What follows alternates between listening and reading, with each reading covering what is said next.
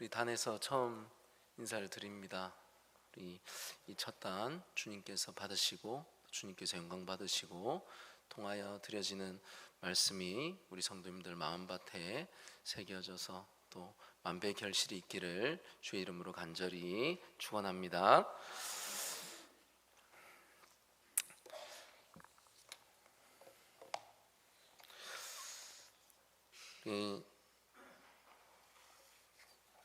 처음 섰으니까 그냥 한번 웃으셔야지, 그죠? 예. 제가 이행시입니다. 이행시를 좀 나누고자 하는데, 이행시의 제목이 있습니다. 사랑받는 여자의 조건 세 가지가 있다고 합니다. 그 사랑받는 여자의 조건 세 가지가 첫 번째는 학식이고요, 두 번째는 가문이고, 세 번째는 미모라고 합니다. 그렇죠? 학식과 가문과 미모 갖췄으면 뭐 다 가졌죠. 그런 분 계십니까? 축하드립니다. 이 각 단어를 하나씩 선창을 해주시면 제가 그 이행시를 좀 져보겠습니다. 자, 첫 번째가 뭐였죠? 학식이죠. 학처럼 고고한 자태는 아니더라도 식충이 소리 안 듣는 여자. 두 번째요, 가출한 경험이 없고 문 밖 출입에 각별히 신경 쓰는 여자. 세 번째요, 미리 돈을 많이 모아 놓은 여자. 그런 분 계십니까? 우리 너무 좋죠. 뭐 내가 이런 걸 가졌으면 나 사랑받을 수 있다라는 자존감도 올라갈 수 있고요. 우리가 이렇게 웃어 넘길 수 있는 일이지만 사실은 이 세 가지 조건을 갖춘 사람뿐만 아니라 모든 사람은 다 사랑받고 싶어 합니다. 그리고 사랑받는 자로 살기를 원하고, 우리 성경에도 예수님께서 잘하실 때의 모습이 있는데 우리가 너무나도 닮고 싶은 모습이죠. 사람에게도 사랑받고 하나님에게도 사랑받는, 그 사랑받는 것 너무너무 귀합니다. 그래서 그것을 원하며 살아갑니다. 오늘 본문이 담겨져 있는 누가복음, 우리 누가복음을 볼 때 항상 생각하고 봐야 되는 초점이 있습니다. 이 팁인데요. 누가복음은 누가 썼죠? 누가복음은 누가? 예, 누가는 뭐 하는 사람이었죠? 예, 박식, 예, 박학, 다식, 너무 좋습니다. 우리 의사 선생님이셨고 이분이 이렇게 누가복음을 기록을 했습니다. 의사의 특징이 있죠. 저도 주변에 의사 선생님들 몇 분 계신데 보면 얼굴을 보고요, 또 이렇게 요즘 어때? 혹은 혈색이 어때? 이런 것들을 말씀하시기도 하고, 또 보시면은 때로는 걸음만 봐도 아시는 분들도 계시는 걸 보면 의사들은 사람의 생김새 그리고 사람의 모양 그런 것들에 참 관심이 많습니다. 누가복음의 복음서 중에도 누가복음의 특징을 보면 그렇게 의사로서 누가가 사람에게 참 관심이 많았고, 그것들을 참 때로는 다양하고 또 섬세하고 생생하게 관찰해서 묘사하면서 글로 그렇게 그려낸 흔적들을 우리가 찾아볼 수가 있습니다. 오늘 이 본문의 장면 또한 우리가 이 내용들을 쭉 한번 그려보면요, 말씀이 좋았는지 읽어주시는 목사님의 음성이 너무 좋았는지 저는 말씀으로 오늘 설교 다 했다 싶을 정도로 참 은혜를 많이 받았습니다. 특히 누가가 쓸 때에 굉장히 상세하게 써서 그럴 수도 있습니다. 우리가 눈을 감고 상상을 해보면서 시뮬레이션을 한번 해보면 마치 한 폭의 그림이 순서대로 그려지듯이 연극의 한 장면처럼 생생하게 기록을 하고 있는 것을 발견을 하게 되는데요. 여기에 주인공 한 사람이 나오죠. 누구죠? 네? 마리아. 예.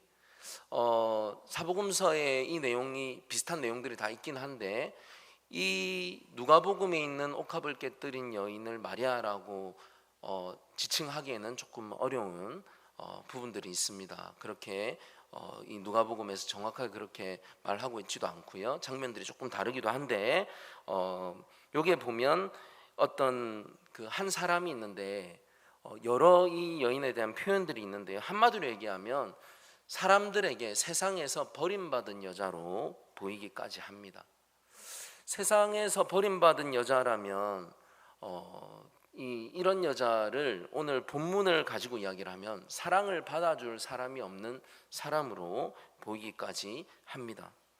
한번 두 가지를 놓고 우리가 비교를 해봤으면 좋겠습니다. 사랑해 주는 사람이 없는 사람이 불행할까요? 사랑을 받아줄 사람이 없는 사람이 불행할까요? 어렵습니까? 나에게 사랑을 해주는 사람이 없는 것과 내가 사랑을 할 사람이 없는 것. 아마도 진짜 불행은요, 사랑을 받을 사람이 없는 게 아니라 사랑을 줄 대상이 없는 것이 더 큰 비극일 것입니다. 시편 142편 4절 말씀 우리 함께 잠깐 읽어봤으면 좋겠습니다. 읽겠습니다. 시작.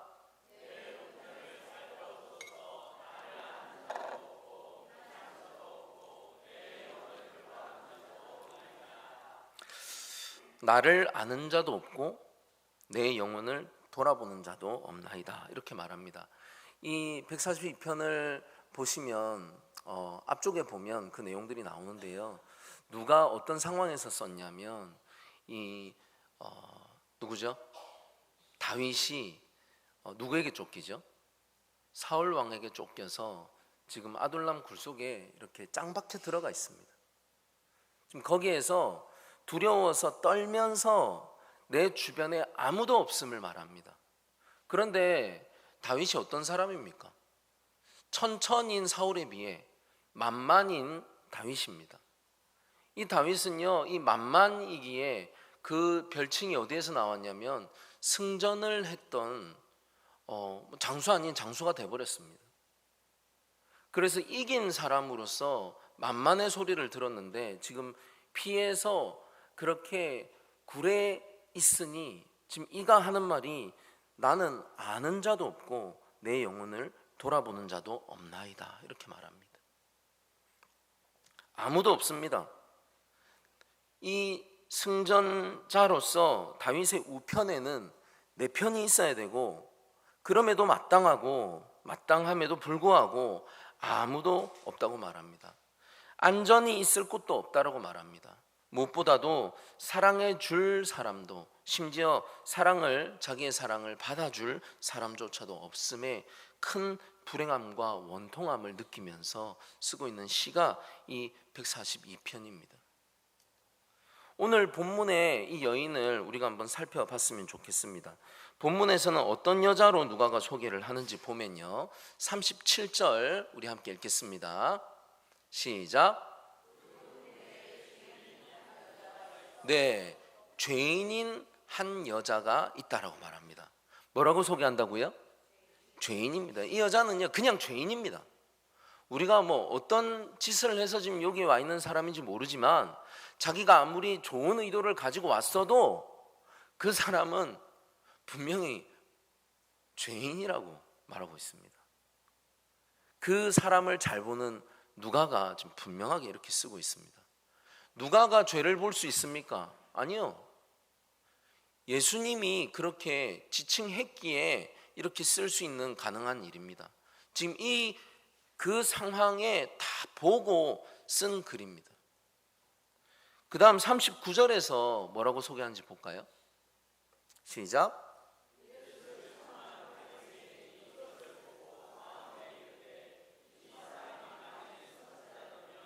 자기를 만지는 이 여자가 누구며 어떠한 자? 곧 죄인인 줄을 알았으리. 누구라고요? 어떠한 자? 곧 죄인입니다. 분명히 죄인입니다. 우리가 상상을 해보면요, 이 여인은 소문이 아주 안 좋은 여자였을 가능성이 큽니다. 행실이 안 좋았던 것으로 예상이 됩니다. 아마도 동네 여자들의 경계의 대상이었을 것이고요, 남자들의 경멸의 대상이었을 수도 있습니다.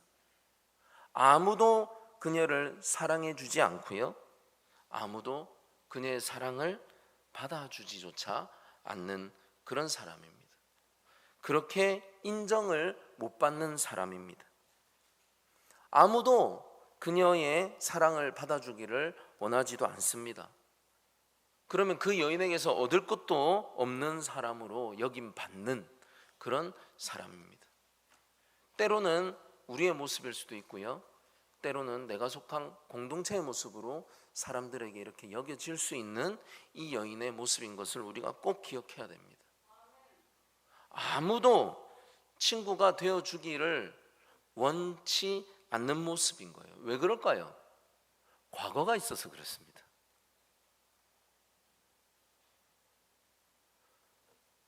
버릴 수 없는 내 과거에 오점이 있습니다.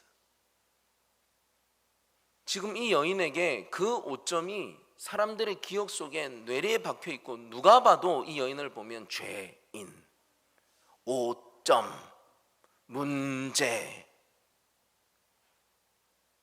피하고 싶어도 피할 수가 없는 그 과거가 있는 여인입니다. 그러면 어떨까요? 그 여인의 마음은 내가 아무리 향유를 옥합에 담아서 가져와도, 그 비싼 걸 남을 위해 좋은 일에 써도 외롭습니다. 그 마음은 인정받지 못하고 사랑받지 못하고 내 사랑을 아무도 받아주지 않니 외롭습니다. 받아주지 않으니 더욱 외롭습니다. 이게 이 여인만의 문제입니까? 로마서 3장 23절은 말합니다. 모든 사람이 죄를 범하였습니다. 모든 사람이 속한 모든 집단 또한 마찬가지입니다. 누가 하나님 앞에서 나는 의인이에요, 나는 멀쩡해요, 그분의 용서가 없이 누가 이런 소리를 할 수 있습니까? 우리 또한 이 여인과 같은 입장임을 꼭 기억하셔야 합니다. 꼭 기억하셔야 합니다. 이게 우리의 시작점입니다.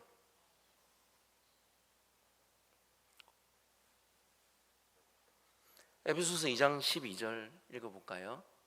시작.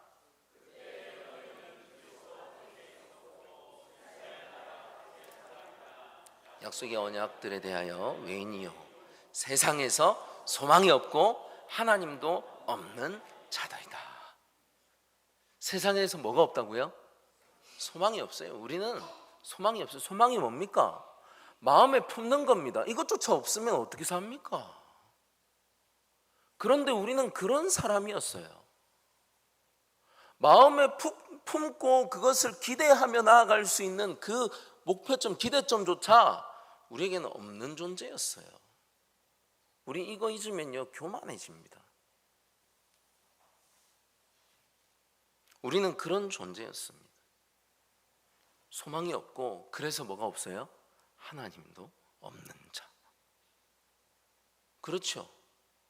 죄가 있는데 하나님이 죄와 함께 할 수 있습니까? 죄가 있는 곳에, 미움이 있는 곳에 내가 상처가 있다고 그 상처를 남에게 손가락질하며 그 상대에게 미워할 때에 거기에 어떻게 하나님이 있습니까? 소망도 없고요. 이게 어떤 상태냐면요, 다시 좀 보여주세요. 에베소서 말씀 한 번만 더 띄워주세요. 그리스도 밖에 있는 자입니다. 그리스도 밖에 있는 자, 죄인의 상태로 머물러 있는 자, 이는 소망도 없고 하나님도 없는 죄인의 상태입니다.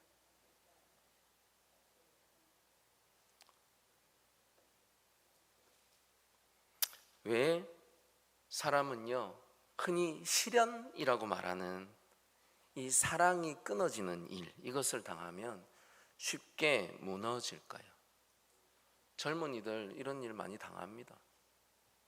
때로는 이 때문에 죄송합니다, 자살 소식까지도 매스컴을 통해 종종 볼 수 있습니다. 아니요, 주변에도 많습니다. 실은 그게 뭐라고? 사랑의 줄이 끊긴다고. 그런데 우리라고 안 그럴 수 있습니까? 이게 끊기면 너무 외롭고 힘들고 어렵습니다. 왜냐하면요, 사람은 사랑할 대상이 없으면 인생의 의미를 잃어버리기도 하기 때문입니다. 그래서인지 사랑이 끊어진 사람은 삶의 방향도 잃고 그것이 무너져서 마치 세상이 사라진 것처럼 느끼기도 합니다. 그게 우리가 나 중심으로 있을 때의 상태의 모습입니다. 에베소서 2장 4, 5절 함께 읽겠습니다. 시작. 긍휼에 풍성하신 하나님이 우리를 사랑하신 그 큰 사랑을 인하여 허물로 죽은 우리를 그리스도와 함께 살리셨고 너희가 은혜로 구원을 얻은 것이라. 아멘. 우리는요, 어떤 상태였냐면 세상이 무너지고 그 세상이 사라질 것 같다 느꼈던 상태예요. 그런데 그때 우리 하나님은요, 본문 좀 계속 띄워놔 주세요. 금방 그 에베소서 말씀. 우리 하나님은 우리를 사랑해서 히든 카드를 주셨어요. 그게 뭐예요? 예수 그리스도예요. 우리는 죽은 상태고 세상에서 다 끊어졌고 이 세상에 없는 것 같고 다 사라진 것 같고 이 사랑의 줄이 끊어져서 그 실련 살 힘이 하나도 없고 마치 죽은 것과 같은, 성경은 죽은 것과 같으려고 말하지 않아요. 그냥 죽었다라고 말해요. 죽은 우리를 살리시려고 하나님이 히든카드 한 장을 다 꺼내 들어요. 뭡니까? 예수 그리스도 카드예요. 이걸 쓰셨어요. 허물로 죄로 죽은 우리를 살렸다, 구원했다. 아멘. 믿으시기 간절히 바랍니다. 오늘 본문 말씀 37, 38절을 한번 읽어보겠습니다. 시작. 예수께서 바리새인의 집에 앉으셨음을 알고 향유 담은 옥합을 가지고 와서 예수의 뒤로 그 발 곁에 서서 울며 눈물로 그 발을 적시고 자기 머리털로 씻고 그 발에 입 맞추고 향유를 부으니. 지금 이 상황이 그려지십니까? 시뮬레이션을 해보십시오. 한 여인이 지금 왔잖아요. 죄인이라 불리우는 여인이에요. 그런데 이 여인이 와서 뭘 하냐면, 죄인이 지금 예수님이 있다는 소식을 듣고 예수님이 계신 바리새인의 집에 와요. 뭘 하나 들고 왔어요. 향유를 옥합에 담아서 들고 와요. 되게 비싼 거예요. 엄청 비싼 거예요. 옥합도 비싸고요, 옥으로 만든 병이에요. 향유도 비싸요. 우리는 감람유, 올리브 오일만 봐도 향 좋다고 막 난리잖아요. 좋은 거 맡으면. 그건 제일 싸구려예요, 이 동네에서. 진짜 향이 나는 기름을 가져왔어요. 그거 가지고 와서 예수 발 뒤에 딱 서서 울어요. 얼마나 우냐면 이 눈물로 발을 씻을 수 있을 정도로 울었다고 이 의사인 관찰력 좋은 누가가 그렇게 쓰고 있어요. 얼마나 울었을까요? 마치 수돗물 탁 틀었듯이 울었던 것 같아요. 그 눈물로 예수님의 발을 씻는데 그냥 씻지만 않아요. 그 발에 입을 맞춰요. 이 저는 팔레스타인 지역은 안 가봤습니다. 근데 제가 한 5년 살았던 그 미국의 그 캘리포니아 그 지역이요, 원래 사막 지역이에요. 그래서 조금만 나가도 그냥 광야예요, 광야. 마치 여기와 같습니다. 조금만 다녀도 흙먼지가, 만약에 맨발로 혹은 그냥 남학신 같은 걸 신고 다녔던 이 시대에 그렇게 다녔으면 발의 지금 상태가요, 흙먼지 투성이고요, 삐쩍 발이 뭐 거의 다 말라서 다 노출돼 있으면, 그 건조한 곳에서 살이 노출돼 있으면 어떻게 될지 상상이 되시잖아요. 예수님이라고 육체에 약함이 없었겠습니까? 각질도 있었을 것이고 냄새도 날 것이고, 흙먼지에 거기에 아무리 수도꼭지 틀듯이 눈물이 흘렀다 하더라도 그 눈물로 발을 적시고 머리카락으로 닦았다 한번 생각을 해보십시오. 수건도 아닙니다. 닦였겠습니까? 어떻게 됐을까요? 흙먼지가 쩍쩍 더 붙어가지고 닦을수록 더러워집니다. 거기에 그 발에 입을 맞추고 향유를 부어요.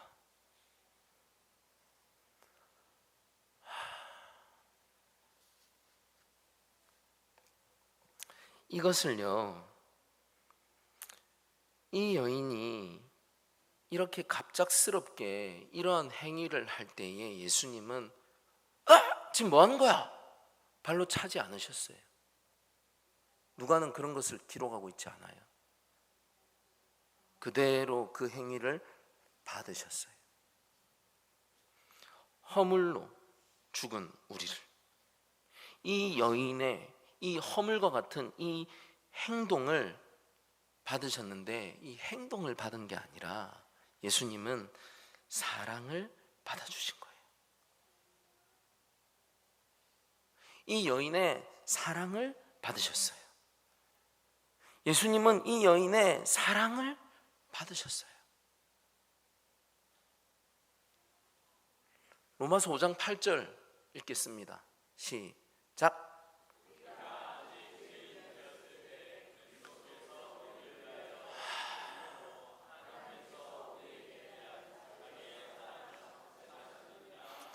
언제요? 우리가 아직 죄인 되었을 때. 우리는 알잖아요. 그 깨끗하신, 죄로부터 깨끗하신 하나님이 죄를 어떻게 받아요?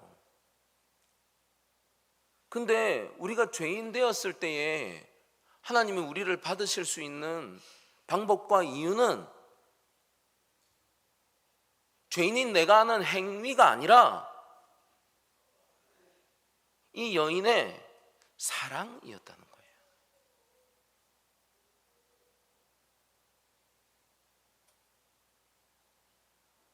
가슴에 한번 손을 잠깐 얹어 보겠습니다. 여기에 사랑이 있으십니까? 내가 이 행위 할 수 있어요, 없어요? 나는 뭐 향유, 뭐 옥합, 뭐 이런 거 있어요, 없어요?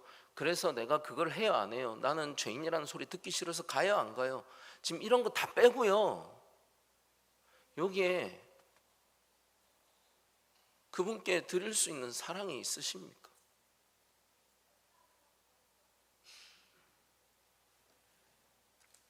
우리가 아직 죄인 되어 있지만 받아주시는 거예요. 우리가 좀 괜찮아진 다음에 주님이 우리를 사랑하시는 게 아니에요.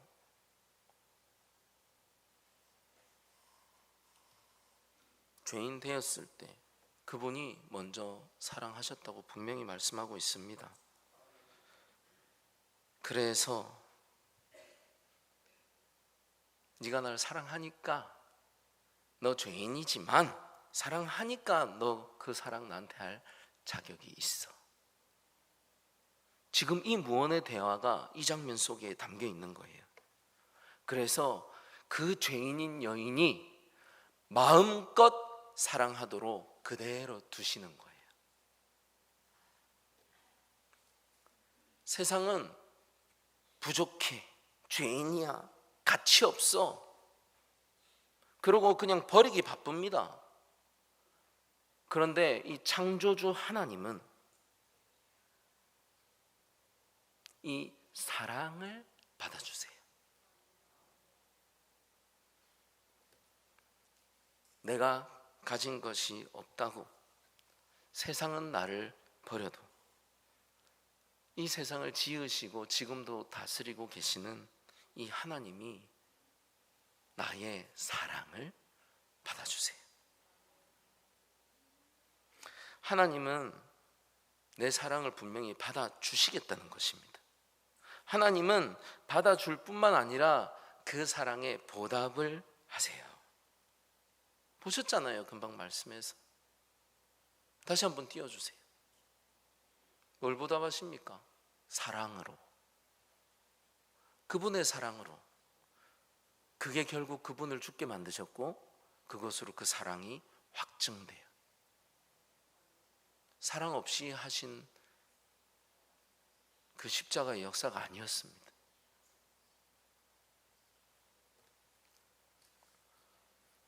그러면 질문을 해야 돼요. 왜 받아주시지?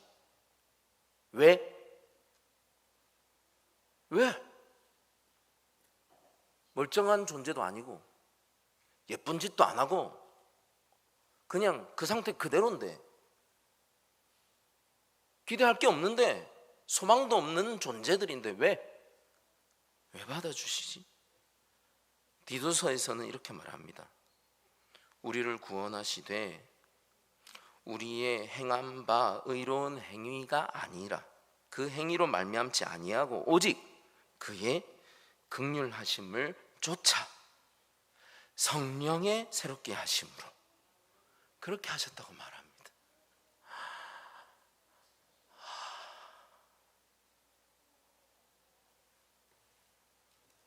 행위로는 못해요. 안 돼요. 할 수 있는 방법이 긍휼밖에 없으셨어요. 이 긍휼이요, 죄송합니다, 헬라어로 엘레오스라는 단어인데요, 이게 여기에서는 긍휼이라고만 쓰였는데 다른 말로, 우리말로 사랑이라고도 쓸 수 있고 인애라고도 쓸 수 있습니다. 이 긍휼, 사랑, 인애라고 쓰인 이 단어는 그냥 마음으로 가는 이게 이런 게 아니에요. 실천으로 옮겨지는 사랑의 행동을 말해요. 실제적인 사랑의 행동을 말하는 단어가 바로 이 엘레오스입니다. 그냥 나 사랑하는데 이거 아니고요. So what? 사랑해서 뭐? 그걸 보여주는 행위예요. 실제적 행위. 지금 이 여인이 하고 있는 게 이거예요. 그 실제적 행위를 했어요. 그러니 예수님도 그 십자가 위에서 이 엘레오스로 실제적 행위를 하신 거예요. 사랑의 행위를. 우리 인생은요, 지금 여기서부터 시작이 돼야 되는 겁니다. 그 이전에는 우리는 소망도 없고 하나님도 없는 그냥 죽은 존재예요. 그런데 여기서부터 시작해야 되는 거예요. 가장 존귀한 분이 내 사랑을 받아주셨네. 와, 그분이 내 사랑을 받아주셨네. 그 사랑의 모양은 보잘것이 없어요. 겨우 눈물 쏟아서 오히려 먼지 떡쟁이 만들게 해놓는 그 사랑이에요. 근데 그 사랑을 받아주셨네.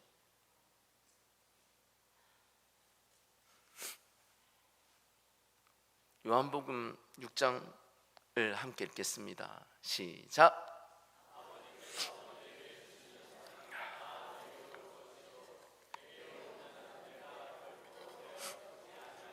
쫓아내신대요. 뭐라고 하십니까? 절대, 결코 어떻게 해요? 내어 쫓지 아니하리라. 예수님 말씀하시는 거예요.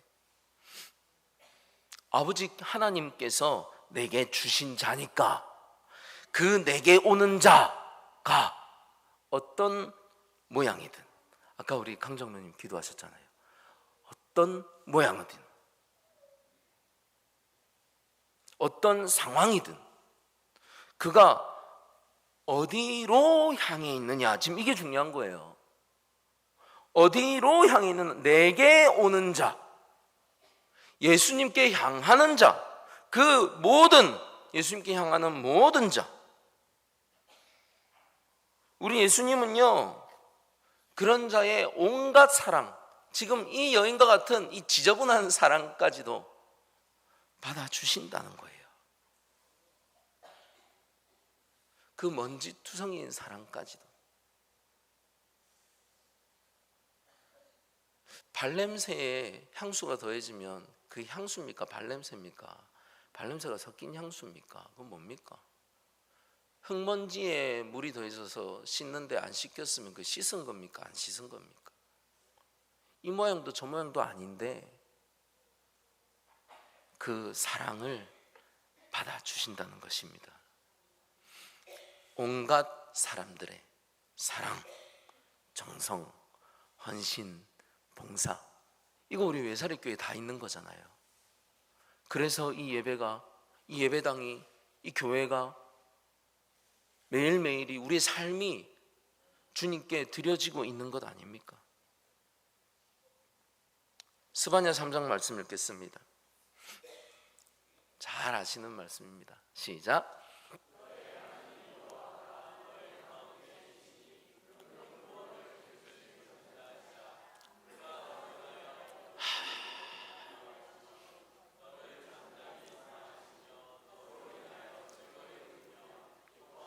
그가 너로 인하여 어떻게 해요?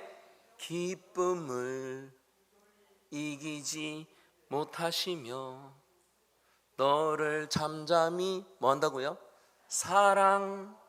사랑하시며 그가 너로 인하여 그 기쁨을 이기지 못하리라. 이게요, 이기지 못하는 기쁨을 막 발산하신다는 거예요.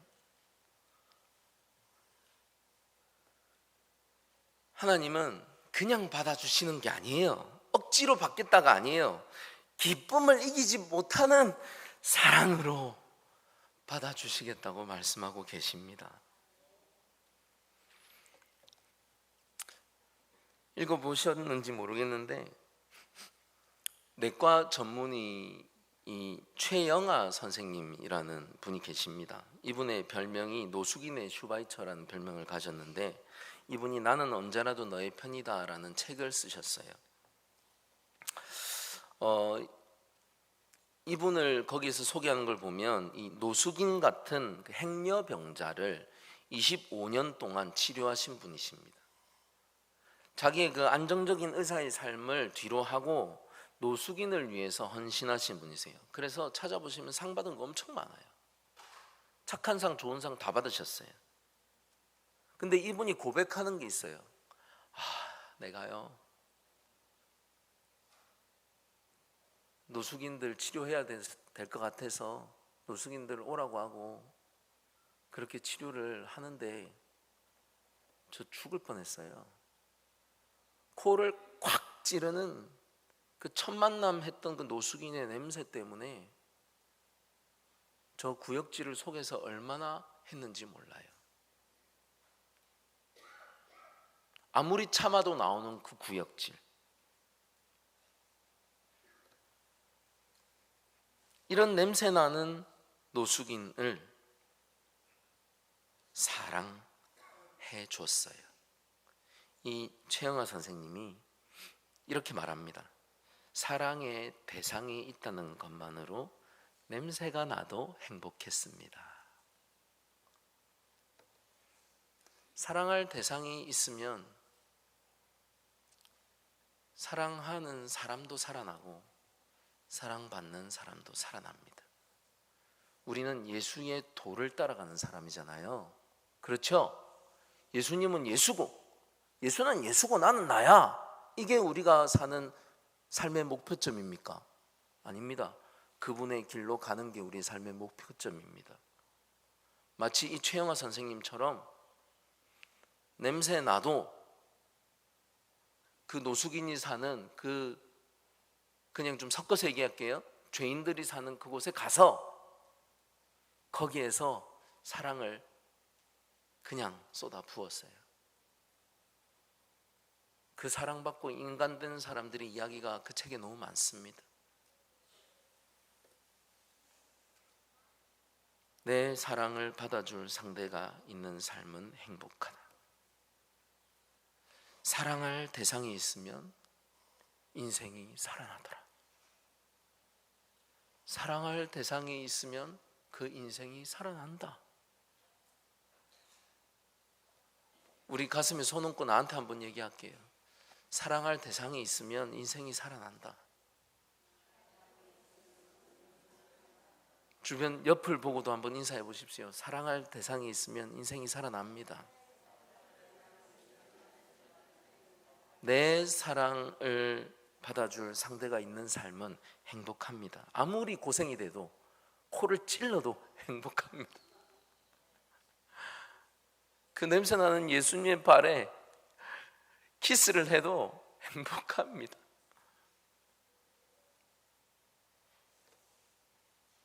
가장 존귀한 분이 나를 사랑해 주시기 때문입니다.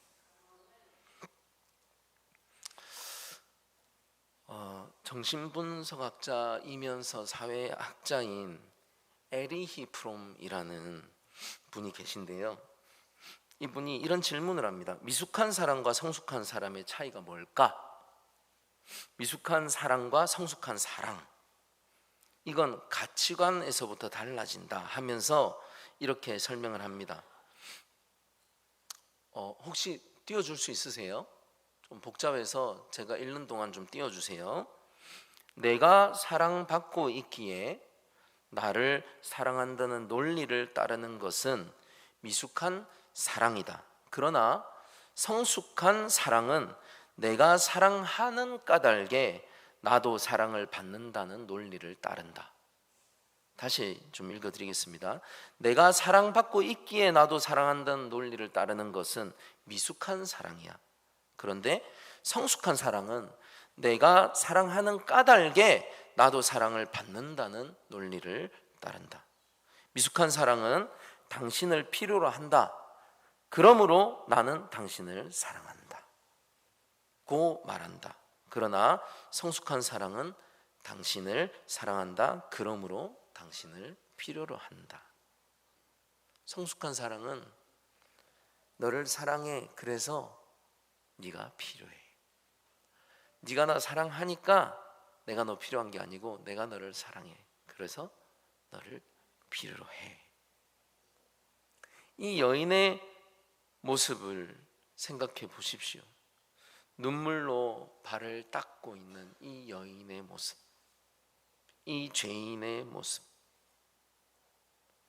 시편 51편 17절에 보면요, 상한 심령, 상하고 통회하는 마음을 주께서 멸시치 아니한다, 이런 말씀을 하십니다. 우리 이거 잠깐 뒤로 하고 앞부분을 다시 생각해 보겠습니다. 이 여인의 모습을 생각해 보십시오. 얼마나 더럽습니까? 지금 눈물 콧물 다 쏟아내며 그분의 더럽혀진 발을 계속 닦고 있는, 닦을수록 더 더러워지는, 바리새인이 물 하나 가서 부어줘도 됐을 텐데 그런 게 없어요. 그래서 닦을수록 더러워요. 이 여인의 인생과 같은 모습입니다. 얼룩진 예수님의 발의 모습이에요. 죄인이라서 그거를 해결하려고 향유 옥합을 가져와도 죄인인 소리밖에 못 듣는, 닦을수록 더러워지는 그 발의 모습과 같아요. 그런 여인의 모습이었어요. 그런데 거기 침묵하는 예수님 앞에서 눈물을 더더욱 흘려요. 이 눈물이 흐를수록 더 더러워지는 발임에도 불구하고 이 눈물은 여자의 한이었고요, 외로움이었고요, 슬픔이고 상처고 죄에 대한 그 통회의 눈물이었습니다. 이 눈물로 지금 더러워지고 있는 그 머리털이고 그 발이에요. 사람들은 손가락질하면서 정상으로 보지 않아요. 마치 미친 여자로 막 그렇게 말해요. 그런데 이것을 받아주시는 예수님이 여기 있습니다. 그래서 시편 말씀을 우리 좀 전에 소개해 드렸던 거예요. 상한 심령, 상하고 통회하는 마음을 뭐라고 하냐면 주께서 멸시치 아니하시리라. 상한 심령, 상하고 통회하는 마음.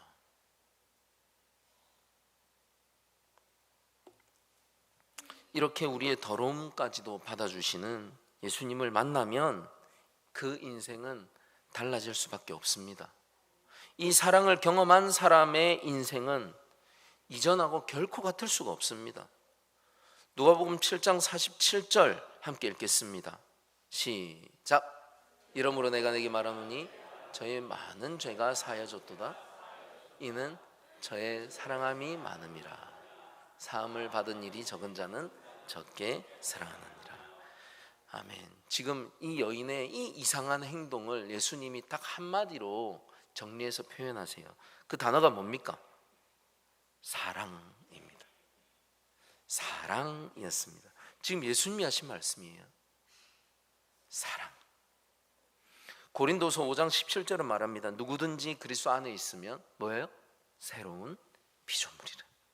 그래서 예수님을 만나면 인생이 시작되고, 사랑할 대상이 있으면 인생이 시작되고, 사랑을 받으면 이 새로운 인생이 시작됩니다. 어떤 부족이에요. 결혼할 때 신부의 가치를 매기는 방법이 있어요. 그게 뭐냐면 신랑이 주고 오는 낙타의 수입니다. 이것으로 이 신부의 가치를 매겨요. 보통은 한두 마리 주고 가져와요. 많으면 서너 마리 정도입니다. 그런데 한 여인이 있었습니다. 사람들은 이 여인을 별로 가치 없게 여겼습니다. 겨우 한두 마리짜리. 그래서 사람들은 이 낮은 값에 결혼할 거라고 생각을 했는데, 한 남자가 나타나서 이 여인을 위해서 낙타 무려 7마리를 주고 데려갑니다. 프로포즈를 했습니다. 사람들은 놀랬습니다. 야, 뭐 그렇게까지 하냐? 저런 인물에, 저런 조건에. 그런데 이 여인의 삶이 그 이후부터 완전히 달라져요. 더 이상 스스로를 하찮게 여기지도 않고 얼굴이 점점 예뻐지는 겁니다. 근데 이 여자가 하는 말이 있어요. 나 낙타 7마리짜리야. 나 낙타 7마리짜리야. 자신의 가치를 그렇게 가치 있게 받아들이기 시작한 거예요. 이런 사랑을 받으면요, 인생은 바뀝니다. 우리가 어떤 존재입니까? 우리 예수님 짤이 아닙니까? 우리 낙타 7마리짜리가 아니라 우리 예수님 짤이 아닙니까? 예수님이 자신의 생명을 내어주면서까지 사랑한 존재, 우리 예수님 짤입니다. 사랑장인 고린도전서 13장은 말합니다. 사랑은 모든 것을 참고 모든 것을 견디느니라. 예수님은 이렇게 우리를 사랑하셨어요. 모든 것 참고 견딤으로 자신의 모든 것을 내어놓고 우리를 사랑하셨어요. 그분이 우리의 사랑을 받아주신다는 거예요. 사랑할 사람이 있는 삶은 행복합니다. 내 사랑을 받아줄 사람이 있는 인생은 행복합니다. 고생도 있고 고난도 있지만 그것이 우리를 불행하게 못합니다. 예수님이 사랑할 자를 지금도 찾으세요. 우리를 그분이 사랑할 자로 그 십자가 위에서 찾으세요. 예수님은 고난의 길을 기쁨으로 가셨어요. 어떻게 해요? 왜요? 우리 사랑하니까. 갈라디아서 2장은 말합니다. 나를 사랑하사 나를 위해서 자기 몸을 버리신 분이 그분이다라고. 그러면 우리는 이런 예수님을 어떻게 만날 수 있을까요? 과거에 만나신 분들 계실 겁니다. 그런데 다시 만나야 되는 우리의 입장이라면 어떻게 만날 수 있을까요? 예수님 만나려면요, 제 말 잘 들으세요. 지금 주님께 나아가야 됩니다.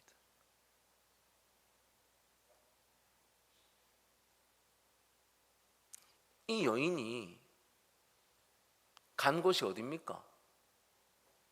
바리새인 집입니다. 죄인 오면 절단 내는 데예요. 근데 지금 거기 예수님이 왔다는 소리에 지금 갔어요.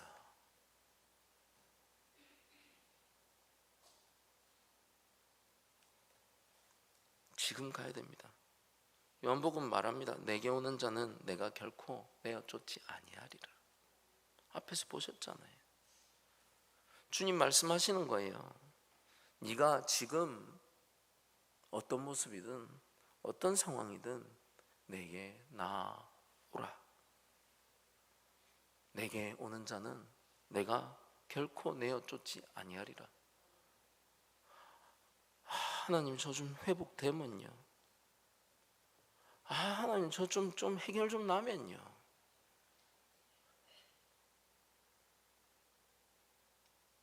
언제 갑니까?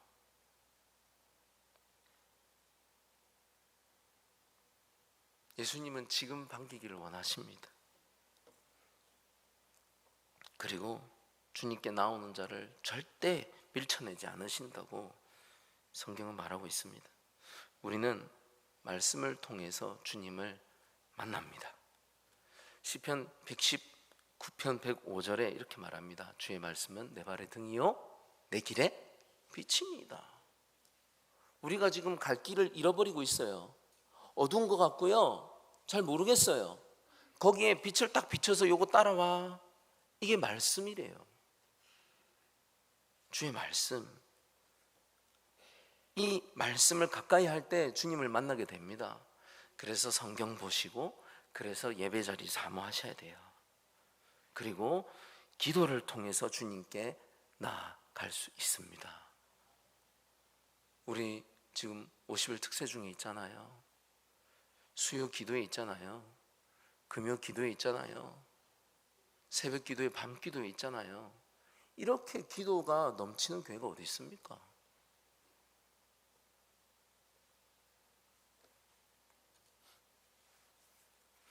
기도를 통해서 주님께 나아갑니다. 그리고 예배 가운데 주님을 만납니다. 우리는 절대 혼자가 아닙니다. 이 외사리 교회라는 이름으로 함께 모여서 교제하고 함께 모여서 서로를 세우고 이 공동체 안에서 주님을 더 깊이 만납니다. 사랑을 받은 사람은 그 사랑을 나누게 되어 있습니다. 이제 우리는 이 받은 사랑을 가지고 다시 세상으로 나아가야 할 때입니다. 다시 이웃에게, 다시 전도 대상자에게, 다시 이 지역에, 다시 그들에게.